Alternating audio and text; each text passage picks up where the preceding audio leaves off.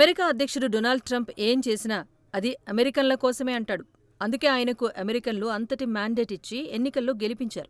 గెలిచిన దగ్గర్నుంచి Donald Trump ప్రకటనలు కంపు లేపిస్తున్నాయి. గతంలో తన కంపెనీలో పనిచేసే ఉద్యోగులకు జీతాలు సరిగ్గా ఇవ్వరన్న విమర్శలు ఎదుర్కొన్న ట్రంప్ ఇప్పుడు ప్రభుత్వాధినేతగా ఉంటూ కూడా అదే బుద్ధి చూపిస్తున్నాడంటూ అమెరికన్లు వాపోతున్నారు. ఇందుకేనా ట్రంప్ను గెలిపించుకున్నది అంటూ లబోదిబోం అంటున్నారు.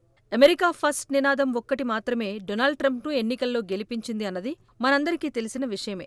ఎన్నికల్లో గెలవటం కోసం నాడు రష్యా అనుకూల వైఖరి అవలంబించాడు. అంతేనా, ఎన్నికల్లో తన ప్రత్యర్థి హిల్లరీ క్లింటన్ను అప్రదిష్టపాల్జేశాడు. ఆ తర్వాత అక్కడ ప్రజలు రష్యా గురించి ట్రంప్ గురించి ఏం చెప్పినా నష్టం జరగకుండా చేసుకున్నాడు. తాజా ఎన్నికల్లో కమలా హారిస్ను ఓడించిన ట్రంప్ మరోసారి అధ్యక్షుడయ్యారు. ఇదంతా బాగానే ఉంది.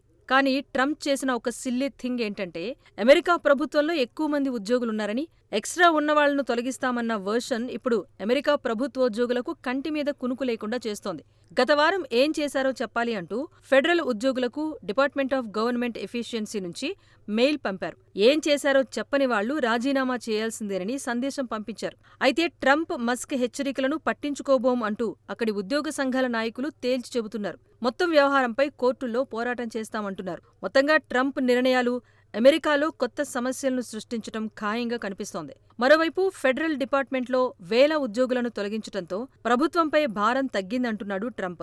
ఇలా చేసినందుకు తనను తాను అభినందించుకుంటున్నాడు. అయితే ట్రంప్ చర్యలను ఉద్యోగ సంఘాలన్నీ తీవ్రంగా ఎండగడుతున్నాయి. మస్క్ తీరుతో కార్పొరేట్ వరల్డ్ దెబ్బతిందని, ఇప్పుడు ప్రభుత్వ విభాగాలు కూడా దెబ్బతింటే అమెరికా పరిస్థితి ఘోరంగా మారుతుందన్న అభిప్రాయాన్ని ఎక్స్పర్ట్స్ సైతం వ్యక్తం చేస్తున్నారు.